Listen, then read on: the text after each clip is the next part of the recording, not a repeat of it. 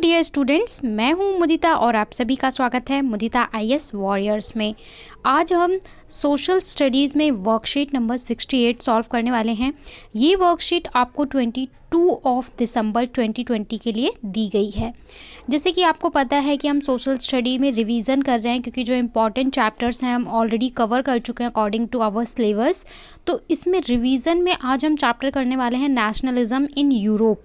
Nationalism in Europe is the chapter of history, और ये history का आपका चैप्टर नंबर 1 है इन एनसीईआरटी। एनसीईआरटी में आपको ये चैप्टर नंबर 1 मिलेगा। इसके अलावा चैप्टर नंबर 3 है nationalism in India.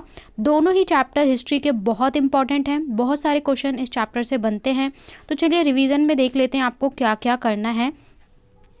Which treaty was signed, पहले आपको 10 क्वेश्चन दिए हैं और ये सभी क्वेश्चन 1 मार्कर क्वेश्चन है, ठीक है, जो यानी 1 मार्क्स वाले क्वेश्चंस आ सकते हैं इस तरह के। तो पहले क्वेश्चंस देखेंगे, उसके बाद सबके सॉल्यूशन हम डिस्कस करेंगे।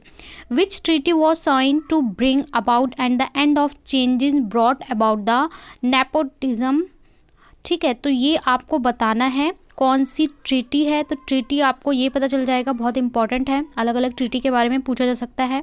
विच when France sneeze the rest of Europe catches cold, who said this statement, कि भाई फ्रांस को अगर छींक आती है तो पूरे यूरोप को जुकाम हो जाता है। ये स्टेटमेंट किसने कहा था, बहुत इंपॉर्टेंट सेंटेंस है। और ये दर्शाता है कि जो पूरी पावर थी वो कहाँ पे थी, पावर थी फ्रांस में, यानी फ्रांस जो था वो सेंट्रल बिंदु था, केंद्र बिंदु था। क्वेश्चन 3 में बोला है which treaty recognise Greece as an independent nation. Independent nation के रूप में देखिए फिर से एक ट्रीटी पूछ ली है। तो ट्रीटी का अरेंजमेंट आपको याद होना चाहिए ईयर बाय ईयर। इसके बाद स्टेट वेदर ट्रू और फॉल्स, ट्रू और फॉल्स आपको बताना है। क्वेश्चन नंबर 5 आपका असर्शन टाइप क्वेश्चन है, असर्शन एंड रीज़न, जहाँ पे 2 स्टेटमेंट दी जाती है, एक आपको स्टेटमेंट बताया जाता है, दूसरा रीज़न, और फिर आपसे ऑप्शंस में पूछा जाता है क्या करेक्ट है और क्या करेक्ट नहीं है। इसके बाद क्वेश्चन नंबर 6 में आपसे बोला है rewrite the statement after correcting the underline phrase. यहाँ पे क्या है कि एक फ्रेज दिया जाता है जो गलत होता है, उसको पहचान के इस सेंटेंस को आपको रीअरेंज करना होता है। मैच द फॉलोइंग, इसमें कुछ आपको मैचेस दिए हैं, आइडेंटिफाई करना है कौन सा करेक्ट है एंड कौन सा रॉन्ग है। इसके बाद क्वेश्चन नंबर 8 में बोला है कि आपको कुछ स्टेटमेंट्स दी हैं, तो कौन सी इसमें से इनकरेक्ट है। यूनिफिकेशन ऑफ इटली, इटली के एकीकरण के विषय में इनकरेक्ट है। कई बार बच्चे नॉट को मिस कर देते हैं और पढ़ लेते हैं कौन सा करेक्ट है और वो गलत आंसर मार्क कर देते हैं। क्वेश्चन नंबर 9 में आपसे बोला आइडेंटिफाई द इमेज। ये इमेज आपको एनसीईआरटी में फर्स्ट पेज पे ही मिल जाता है, और ये इमेज और इसके अलावा एनसीईआरटी में हर चैप्टर में कुछ इमेजेस आपको दिखती हैं। जैसे नेशनलिज्म इन इंडिया में आप जब देखेंगे तो महात्मा गांधी और कई ऐसे इमेजेस हैं, उसके नीचे लिखा होता है वो किस चीज़ की इमेज है।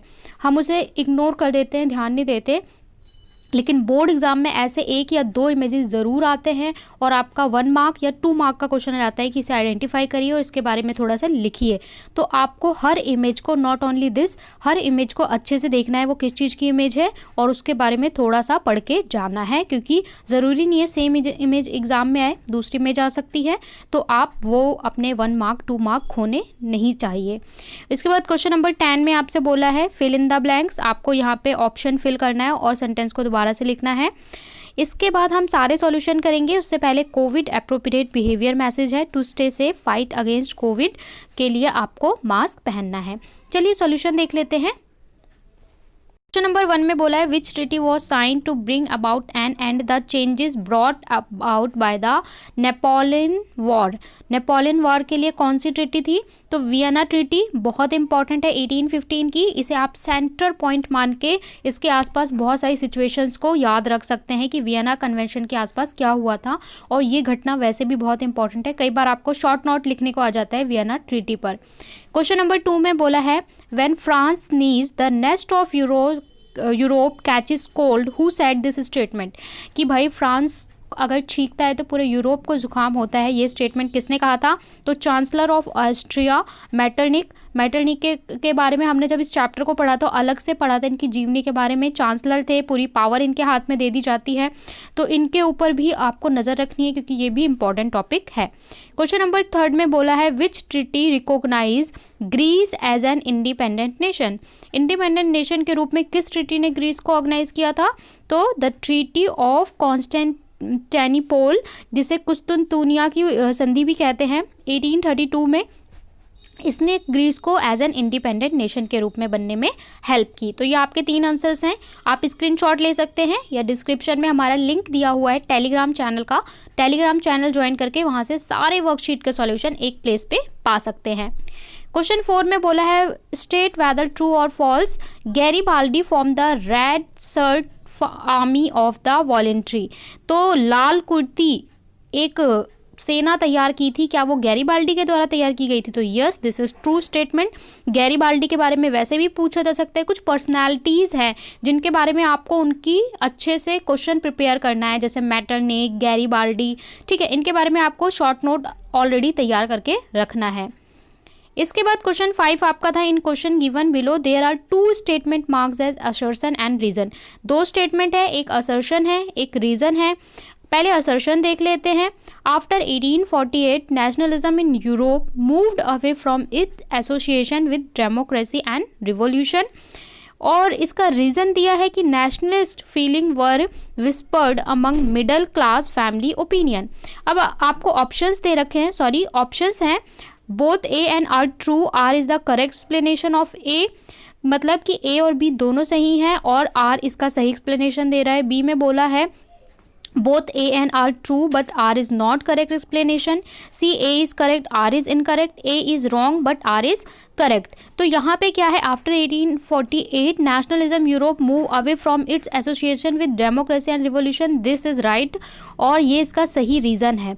तो इसका जो A है, A is the correct answer. So A is the correct answer, यानी both A and R true और R is correct explanation of A. So 5th का A आंसर हो गया। आगे चलते हैं। क्वेश्चन 6 में बोला है rewrite the statement after correcting the underline phrase. Underline phrase है Cavour is considered as the Bismarck of Germany. So Germany की जगह पे क्या होगा, Cavour is considered as the Bismarck of Italy. तो यहाँ पे इटली आपको रिकरेक्ट करके सेंटेंस को लिखना है। Find the correct match, Bismarck Italy, Mazzini Germany, Cavour Britain. तो इसमें देखिए सारे इनकरेक्ट हैं, D is the correct. Metternich जो था वो ऑस्ट्रिया का था और जितनी भी पर्सनालिटी है, चाहे मैजनी, चाहे कावूर, चाहे बिस्मार्क, इन सब के बारे में आपको एक शॉर्ट नोट प्रिपेयर करना है और उससे आप कई क्वेश्चन टैकल कर लोगे। जैसे ही आप बिस्मार्क की पूरी जीवनी याद कर लोगे कि बिस्मार्क ये था, इसने ये फाइट्स में, आंदोलन में पार्ट लिया, मैजनी ये था, कावूर ये था, तो बहुत सारे 1 मार्कर क्वेश्चन, लॉन्ग क्वेश्चन आप टैकल कर पाओगे केवल इनकी जीवनी के आधार पर। सो इन क्वेश्चंस को बहुत केयरफुली आप प्रिपेयर करिए। क्वेश्चन नंबर 8 में बोला है which among the following statement is not related to the unification of Italy. कौन सा यूनिफिकेशन ऑफ इटली से रिलेटेड नहीं है? तो यहाँ पे option D, Otto von Bismarck was the architect of unification of Italy, ये रिलेटेड नहीं है। बाकी 1861 Victor Emmanuel second was proclaimed the king of, ये है। Chief minister Cavour led movement of the unification of, ये भी है और ये भी है। सो आपका डी जो है वो इसका आंसर हो जाएगा। आगे देख लेते हैं। आइडेंटिफाई दिस इमेज, वहाँ पे एक लेडी की इमेज दिखाई थी, वो आपको आइडेंटिफाई करनी थी। This picture of Germania, German metaphor. बहुत सारे मेटाफर यूज़ कर रहे थे, सिंबल्स यूज़ कर रहे थे लोग नेशनलिज्म को बढ़ाने के लिए, तो फीमेल को मेटाफर के रूप में यूज़ कर रहे थे, जिसमें जर्मन की कौन थी, जर्मेनिया थी, जो उस इमेज में शो की गई हैं। क्वेश्चन 10 में बोला है फिलअप भरने को, तो Bismarck adopted the policy of blood and iron. तो खून और लोह और रक्त की नीति आपसे कई बार पूछा जाएगा, तो adopted the policy of blood and iron of the unification of German. ठीक है, तो ये बिस्मार्क का यहाँ पे आएगा बिस्मार्क। वैसे आपसे ये क्वेश्चन मैं पूछती हूँ कि India, who is called India's Bismarck, India का बिस्मार्क किसे कहा जाता है? आप इसे गूगल करके आंसर कर सकते हैं। अगर आपको पता है तो आप कमेंट में लिख सकते हैं कि इंडिया का बिस्मार्क किसे कहा जाता है। बहुत इंपॉर्टेंट है। सो गाइज यहाँ पे हमने वर्कशीट 68 कंप्लीट सॉल्व कर ली है। आई होप आपको समझ आया होगा और रिवीजन करने में मज़ा भी आया होगा। अगर आपको रिवीजन करने में मज़ा आ रहा है दैट मीन आपकी स्टडी गुड वे में चल रही है। वीडियो को लाइक, शेयर और चैनल को सब्सक्राइब करना बिल्कुल ना भूलें। मुदिता IAS वॉरियर को अपना कंटिन्यूअस सपोर्ट दें। हम आपको लगातार सपोर्ट करेंगे with motivational video and your chapter short video provide करके।